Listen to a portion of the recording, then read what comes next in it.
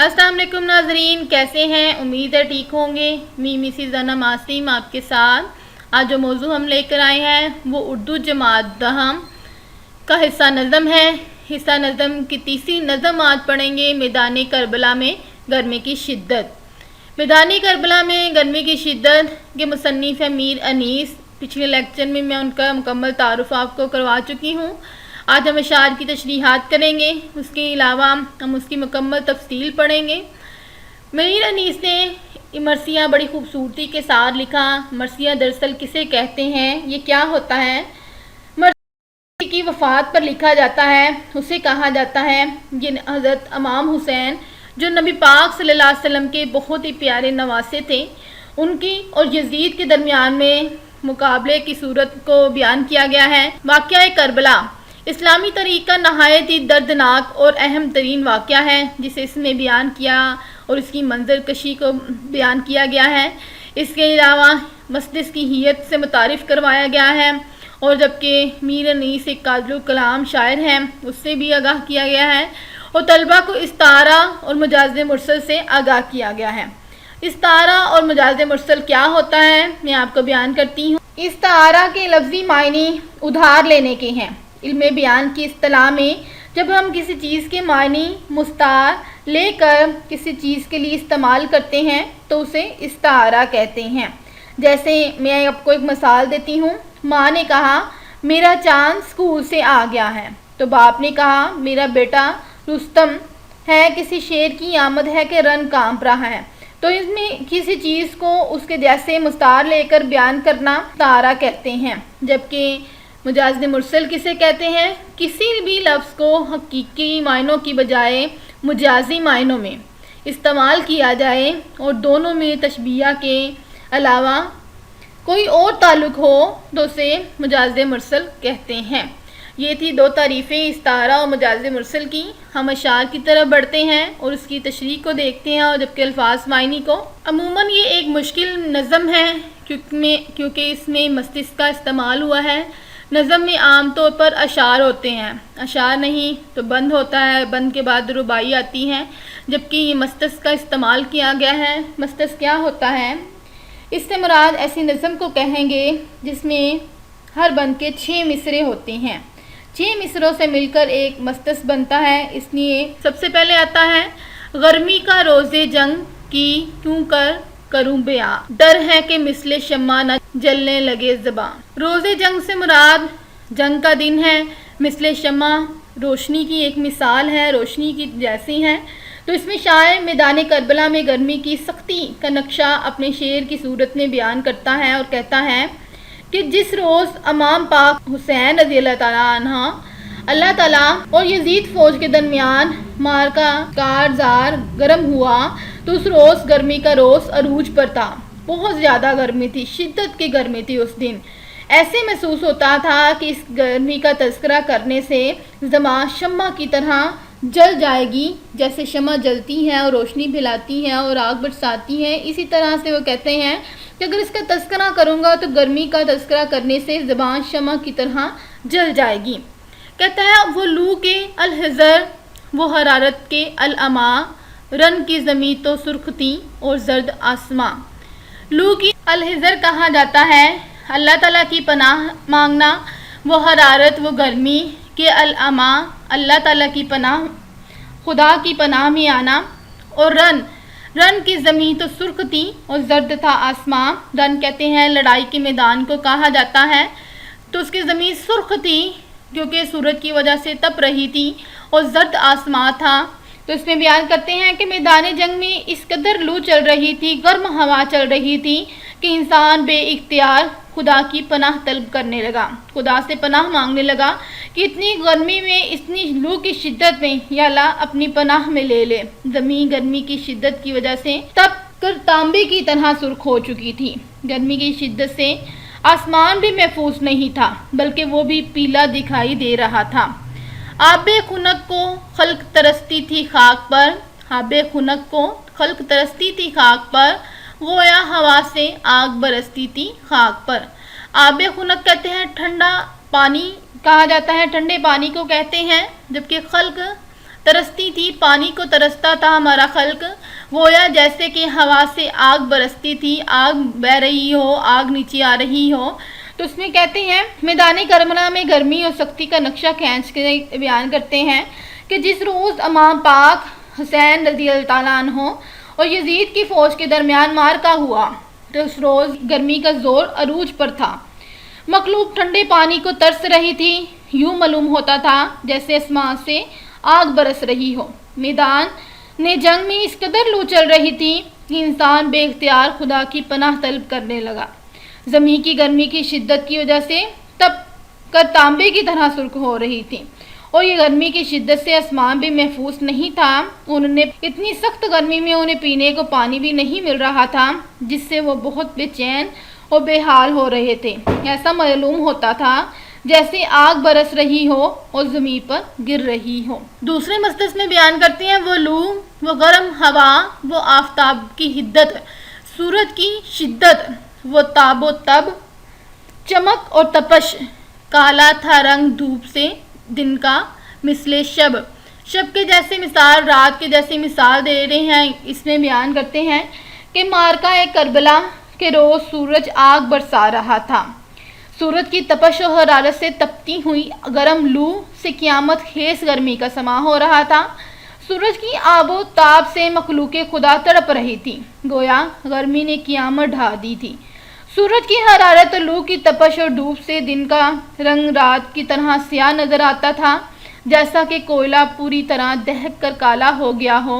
शायर मीर अनीस ने इस शेर में भी मुबालगा आराई की इंतहा कर दी है और रोज़े क़यामत का नक्शा पेश किया है। कहते हैं खुद नहरे अलकमा की भी सूखे हुए थे लब, लब होंठों को कहते हैं। खैमे जो थे हबाबों के तपते थे सबके सब। हबाब कहा जाता है रोशनी के बारीक कमल जैसे कपड़े को कहा जाता है कि जिससे वो खैमे बने थे, वो भी सूरज की रोशनी की वजह से तप गए थे, गरम हो गए थे। मैदान करबला में गर्मी की शिद्दत का ये आलम था कि नहरे अलकमा के लब भी सूख गए थे। पूज जैसे नाजुक बच्चों के खैमे भी बहुत ज़्यादा गर्म हो गए थे और बच्चे इन खैमों में तड़प रहे थे गर्मी की वजह से। उड़ती थी खाक, खुश्क था चश्मा हयात का, खोला हुआ था धूप से पानी फुरात का। उड़ती थी खाक, खाक कहते हैं मट्टी को, खुश्क था चश्मा हयात, नहर भी सूखे हुए थे, खोला हुआ था धूप से पानी फुरात का। फुरात कहते हैं इराक का एक दरिया है, उससे बयान किया गया है, उससे तशबीह दिया गया है। कहते हैं कि जब मारका करबला बरपा हुआ तो उस दिन सूरज की हरारत और लू की तपश से क़यामत खेस गर्मी थी। चारों तरफ खाक उड़ रही थी, मट्टी उड़ रही थी। गर्मी के ज़ोर ने ज़िंदगी के सुकून और इत्मीनान को ख़त्म कर रखा था। बड़ी खूबसूरती से यहाँ पर मीर अनीस मुबालगा राय करते हैं। कहते हैं कि ज़िंदगी का महवर ही ख़त्म हो गया हो जैसे, यहाँ तक कि फुरात का पानी भी गर्मी और हरारत से खोल रहा था। पानी में बनने वाले बुलबुले सब के सब तपे हुए थे, हर तरफ मट्टी उड़ रही थी जिसमें ज़िंदगी बेजान सी होकर रह गई थी।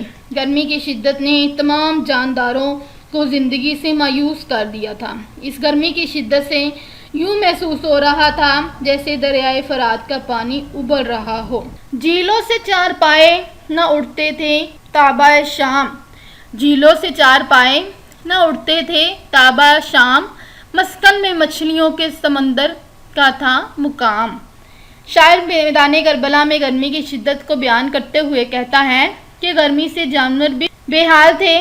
जो जानवर पानी में बैठे थे वो शाम से पहले पानी की झीलों से बाहर ना निकलते, यानी शाम तक वो पानी में भी बैठे रहते थे। जब गर्मी की शिद्दत कम होती तो शाम को बाहर निकल आते।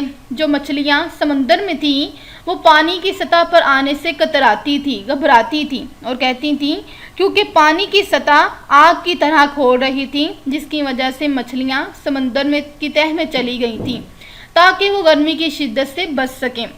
आहू जो काहले थे तो चीते से आफाम थे। आहू कहा जाता है हिरन को कहा जाता है, जो काहले थे तो चीते थे से आफाम, पत्थर पिघल कर रह गए थे मिसले मुँह में खाक।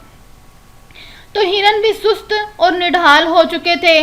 जानवरों का जिक्र यहाँ पर बयान कर रहे हैं जिसमें हिरन है और चीता है اوپر مچھلیوں کا ذکر بیان کیا گیا ہے کہ ہرن بھی سست و نڈھال ہو چکے تھے، چیتے بھی اس گرمی سے متاثر ہوئے بغیر نہ رہ سکے، ان کا رنگ سیاہ پڑ گیا تھا، وہ بھی نیند جان ہو چکے تھے اور دھوپ کی تیزی سے ان کا رنگ بھی سیاہ پڑ گیا تھا۔ اس گرمی نے کسی کو بھی نہیں چھوڑا، حتیٰ کہ گرمی کی شدت سے پتھر کچی موم کی طرح پگھل رہے تھے۔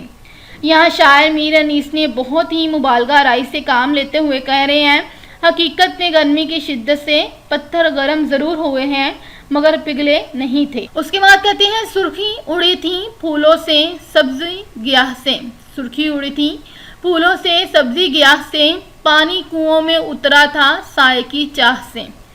اس میں کیا بیان کرتے ہیں؟ سائے کی طرح پانی کنویں سے اڑا تھا اور سرخی اڑی تھی، کہ شاعر میدان کربلا میں گرمی کی شدت کو بیان کرتے ہوئے کہتے ہیں کہ جب حضرت امام حسین اور یزید کی فوج آمنے سامنے تھی تو قیامت کی گرمی تھی، ہر طرف تپش اور لو سے بھرپور دھوپ پھیلی ہوئی تھی۔ اصل میں یہاں پر یہ بتانا ان کا مقصود تھا کہ بہت ہی زیادہ گرمی تھی، گرمی میں سرخ پھولوں کا رنگ بھی اڑا ہوا تھا، سورج کی تپش نے پھولوں کی کر رکھ دیا تھا، گھاس پھوس بھی سوکھ کر پیلی ہو گئی تھی، دھوپ نے گھاس کا سبز رنگ اور تازگی چھین لی گئی تھی، کنویں کا پانی بھی نیچے چلا گیا تھا، اصل میں زیر زمین پانی گم ہو گیا تھا جس کی وجہ سے کنووں کا پانی نیچے چلا گیا تھا، لیکن شاعر کہتا ہے سائے کی چاہت میں کنووں کا پانی نیچے چلا گیا تھا۔ یہ مبالغہ آرائی کا استعمال کیا ہے کہ سائے کی چاہت میں بھی پانی نیچے چلا، کوسوں کسی شجر میں پھول تھے نہ ایک ایک محل جل رہا تھا صورت۔ کوسوں کہتے ہیں بہت ہی دور ہونا، کسی دور شجر پر درخت نہ گھول تھا، نہ کوئی پھول تھا، نہ برگ و بہار تھا اور نہ ہی پتے تھے، ایک ایک نخل کہتے ہیں کو باغ کو کہا، وہ جل رہا تھا گرمی کی وجہ سے، صورت چنار رہا تھا۔ میدان کربلا میں دور تک درخت تھے، پھول لگے اور نہ ہی کوئی تھے، دور کوئی ایسا درخت نہیں ہمیں دے رہا پھولوں اور پھلوں یا پتیوں سے بھرا ہوا ہو، یعنی کہ کھلے میدان میں گرمی کی حرارت ہی حرارت تھی، کہیں کوئی سایہ دار جگہ بھی نہیں تھی۔ درختوں پر جب سورج کی شعاعیں پڑتی تو یوں محسوس ہوتا جیسے جنگل میں آگ لگی ہو اور ہر پودا اس سے جل چکا ہو۔ چنار کا درخت بھی اپنے سرخ پھولوں کی وجہ سے سرخ دکھائی دیتا ہے۔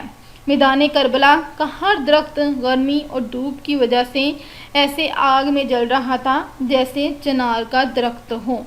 ان تمام تر اشعار میں انہوں نے منظر کو بیان کیا ہے کہ جب یزید اور امام حسین کا مقابلہ ہوا میدان جنگ میں تو اس سے پہلے کیا سما تھا، کیا منظر تھا وہاں پر، اور کیسے ہر چیز تپ رہی تھی اور ہر چیز پناہ مانگ رہی تھی، اور اسی طرح سے یزید بھی لڑائی کے لیے بڑا گرم جوش تھا اور حضرت امام حسین نے بھرپور لڑائی کی اور بھرپور مظاہرہ کیا، لیکن وہاں پر بچے اور خواتین اور تمام لوگوں نے بھرپور حصہ اس میں لیا، لیکن کوئی بھی گرمی کی شدت سے بچ نہیں سکا تھا۔ کہتے ہیں ہنستا تھا کوئی گل نہ لہکتا تھا سبزہ زار، کانٹا ہوئی تھی سوکھ کے ہر شاخے بار تھا، کہ کوئی بھی پھول، گل کہتے ہیں پھول کو، نہ لہکتا تھا، مہکتا تھا، جھول رہا تھا، جھوم رہا تھا خوشی کی وجہ سے، کانٹا ہوئی تھی، سوکھی ہوئی تھی ہر شاخے بار، ہر شاخ جو تھی، ہر ڈالی سوکھ چکی تھی، کانٹا ہو چکی تھی اس گرمی کی وجہ سے، کہ پھول بھی مرجھا چکے ہیں، سبزہ زار میں کوئی رونق نہیں موجود ہے، اور جو شاخیں پہلے پھولوں اور پھلوں سے لدی نظر آتی تھیں آج وہ گرمی کی شدت سے سوکھ کر کانٹا بن گئی ہیں۔ گرمی یہ تھی کہ زیست سے دل سب کے سرد تھے، گرمی یہ تھی کہ زیست سے دل سب کے سرد تھے، پتے بھی مثل چہرہ مدکوک زرد تھے۔ تو اس میں کیا بیان کرتے ہیں؟ کہتے ہیں کہ گرمی یہ تھی کہ زیست دنیا کو کہتے ہیں سے دل سب کے سرد ہو چکے تھے، مرجھا چکے تھے، پتے بھی مثل چہرہ مدکوک زرد ہوئے تھے، مرجھائے ہوئے تھے، مدکوک کہتے ہیں مرجھا چکے تھے۔ اس میں اس شعر میں انیس بیان کرتے ہیں گرمی کی شدت سے لوگ جینے سے بیزار ہو چکے تھے، کیونکہ جب گرمی زیادہ ہوتی ہے تو انسان کا موڈ بھی تھوڑا سا مرجھا جاتا ہے اور اسے ہر چیز سے اکتاہٹ محسوس ہوتی ہے، لیکن جیسے ہی موسم اچھا ہوتا ہے تب سب کے چہرے کھل جاتے ہیں۔ تو اسی طرح سے لوگ بھی جینے سے بیزار ہوئے تھے، گرمی بہت لگ رہی تھی، گرمی سے سب کے دل ویران ہو چکے تھے، پتے جو کبھی سرسبز ہوتے تھے وہ بھی زرد ہو چکے تھے، گرمی کی وجہ سے، گرمی کی تپش کی وجہ سے زرد ہو چکے تھے، اور یوں لگ رہا تھا جیسے کوئی دق کا مریض ہو، دق کے مریض کا چہرہ بھی خون کی کمی کی وجہ سے پیلا ہو جاتا ہے۔ تو یہاں پر انہوں نے دق کے مریض سے بھی ان کو تشبیہ دیا ہے اور کیا بیان کیا ہے کہ جیسے اس مریض کا چہرہ خون کی کمی کی وجہ سے پیلا ہوتا ہے، ویسے ہی لگ رہا تھا کہ جیسے پتوں کو بھی دق کی بیماری ہو چکی ہو۔ اور اس طرح کی گرمی نے پھولوں کی تازگی اور ان کا ہرا پن چھین لیا تھا اور اپنے پیلے پتے زرد کر چکے تھے۔ اگلے مستس میں بیان کرتے ہیں، کہتے ہیں شیر اڑتے تھے نہ دھوپ کے مارے کچہار سے۔ شیر اور ہرن کا یہاں پر تذکرہ کیا گیا ہے۔ کہتے ہیں کہ شیر، جانوروں کو بیان کرتے کہ شیر بھی نہیں اڑتے تھے اپنی کچہار سے، جہاں پر شیر کچہارتا ہے، شیر کے رہنے کی جگہ ہوتی ہے۔ آہو ہرن نہ منہ نکالتے تھے سبزہ زار سے، سرسبز علاقے سے منہ نہیں نکالتے تھے۔ دھوپ و گرمی کی شدت سے جنگل کا بادشاہ شیر بھی اپنے ٹھکانوں کو نہ چھوڑتے تھے، بلکہ وہیں رہتے تھے اور دبکے پڑے وہاں پر دھوپ اور تپش کی وجہ سے سارا دن سوئے رہتے، اور دھوپ کی وجہ سے شیر اپنی کچہار سے نہ نکلتے تھے۔ اور یہی حال ہرن کا بھی تھا کہ ہرن بھی گرمی کے مارے ہرے بھرے میدانوں سے منہ باہر نہ نکالتے تھے۔ آئینہ مہر کا تھا مقرر غبار سے، گردوں کو تپ چڑھی تھی زمین کے بخار سے۔ آئینہ مہر کا تھا مقرر غبار سے، گردوں کو تپ چڑھی تھی زمین کے بخار سے۔ بیان کرتے ہیں، مہر کہتے ہیں سورج کو کہا جاتا ہے، اس کے علاوہ مقرر غبار کہتے ہیں بہت ہی گدلا میلا ہونا، اور گردوں آسمان کو کہا جاتا ہے۔ تپ چڑھی تھی، بڑی تپش ہوئی تھی، گرمی ہوئی تھی زمین کے بخار کی وجہ سے، تپش کی وجہ سے، کہ سورج جو ایک صاف شفاف ہے، بے داغ اور روشن آئینے کی طرح چمکتا ہے، لیکن گرمی کی شدت اور گرد و غبار کی وجہ سے وہ بھی میلا ہو چکا ہے، اور یوں محسوس ہوتا تھا کہ زمین کی گرم بخارات سے آسمان کا تیز بخار چڑھ گیا ہو، گویا زمین کی سخت گرمی کا اثر آسمان تک جا پہنچا تھا، وہ بھی اس گرمی سے محفوظ نہیں رہ سکا تھا۔ گرمی سے مضطرب تھا زمانہ زمین پر، گرمی سے مضطرب تھا زمانہ زمین پر، بھن جاتا تھا جو گرتا تھا دانہ زمین پر۔ مضطرب تھا، پریشان تھا، بے چین تھا، بے تاب تھا گرمی کی وجہ سے۔ زمانہ زمین پر موجود جو زمانہ ہے، لوگ ہیں، بھن جاتا تھا، پک جاتا تھا جو گرتا تھا دانہ زمین پر۔ شاید یہاں پر بیان کرتے ہیں کہ دھوپ اور گرمی کی شدت سے لوگوں کا حال بہت برا ہو چکا تھا۔ جو زمانہ زمین پر لوگ تھے ان کی حالت کو ظاہر کرتے ہیں کہ زمین اور آسمان دونوں گرمی سے تپ رہے تھے۔ ہر جاندار، چاہے وہ جانور ہیں، حیوانات ہیں، نباتات ہیں یا پھر انسان ہیں، ہر کوئی گرمی کی وجہ سے بیزار نظر آ رہا تھا۔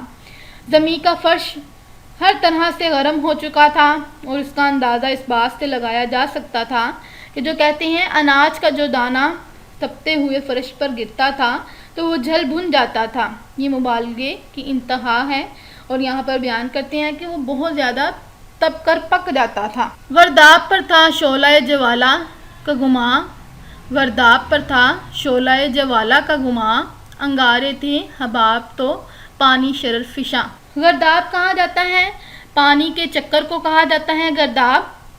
شعلہ جوالا، آگ کا شعلہ، گما کرنا، انگارے، آگ کے انگارے، حباب تو پانی شرر فشاں، شرر فشاں کہتے ہیں انگاریاں برسانے کو کہا جاتا ہے۔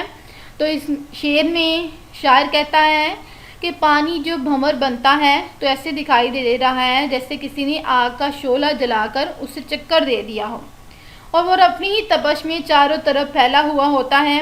پانی میں بننے والے بلبلے بھی اس طرح دہتے ہوئے نہیں معلوم ہوتے ہیں۔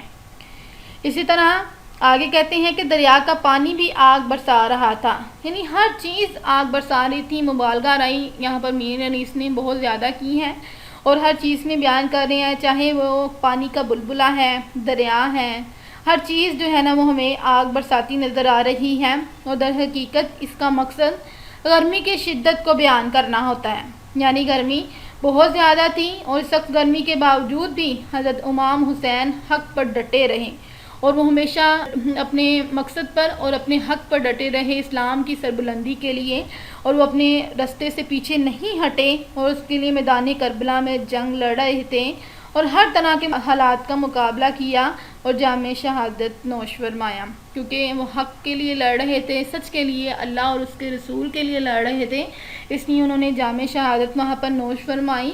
اور یہ تمام تر حالات اور واقعات اس چیز کی عکاسی کرتے ہیں کہ کس طرح ہم نے اپنے پیارے نبی پاک صلی اللہ علیہ وسلم کے نواسے کو کھو دیا، اور انہوں نے جامِ شہادت نوش فرمائی۔ منہ سے نکل پڑی تھی ہر ایک موج کی زباں، تہ پر تھے سب نہنگ مگر تھی لبوں پہ جا۔ شاعر کہتا ہے کہ پانی جو بھنور بنتا ہے تو ایسے دکھائی دیتا ہے جیسے کہ آگ کا شعلہ جلا کر اسے چکر دے دیا ہو اور وہ ہر طرف پھیل رہی ہے، لیکن پانی بننے سے بلبلے دہکتے ہوئے نظر آتے ہیں، اور دریا کا پانی بھی آگ برسا رہا ہے، اور اس دریا میں موجود مگرمچھ اگرچہ پانی کی تہ میں لیٹے ہوئے ہیں، لیکن اس کے باوجود گرمی کی شدت سے متاثر تھے اور ان کی جان پر بنی ہوئی تھی۔ آخری ہے شعر، پانی تھا آگ گرمی روزے حساب تھی، ماہی جو سیکھے موج تک آئی کباب تھی۔ جہاں پر ماہی کہتے ہیں مچھلی کو کہا جاتا ہے، گرمی روز گرمی کا دن ہے، بیان کرتے ہیں کہ معرکہ کربلا میں تو روز قیامت کی طرح گرمی تھی، اور دریا کا پانی بھی آگ برسا رہا تھا۔ پانی میں موجود جو مچھلیاں تھیں وہ بہت پریشان تھیں، اگر وہ پانی کی گرمی سے گھبرا کر پانی کی سطح پر آتی تو وہاں گرمی کا زور اور زیادہ ہوتا، تو وہ گرمی کی شدت سے جھل بھن کر کباب ہو جاتی۔ یہاں پر بھی انہوں نے مبالغہ رائی سے کام لیا ہے، اور اسے سیکھے ماہی کو جو سیکھے موج سے کہا ہے، یہ مبالغہ رائی استعمال، اور در حقیقت میں ان کا مقصد گرمی کی شدت کو بیان۔ گرمی بہت زیادہ تھی اور یہ سخت گرمی کے باوجود تھا، اور یہ تمام حالات اور واقعات کو بیان کرتے ہیں، کیونکہ اس میں انہوں نے اس تمام میدان کربلا کی گرمی کو بیان کرنا تھا، اور تمام حالات اور واقعات کو بڑی خوبصورتی سے بیان کیا ہے کہ کس طرح سے تمام جنگ سے پہلے کے حالات اور واقعات کیسے تھے، لیکن اس حالات میں بھی حضرت امام حسین نے ہمت نہیں ہاری، بہادری کے ساتھ لڑتے رہے، اور تمام لوگوں نے اس میں حصہ لیا اور جامِ شہادت حاصل کی۔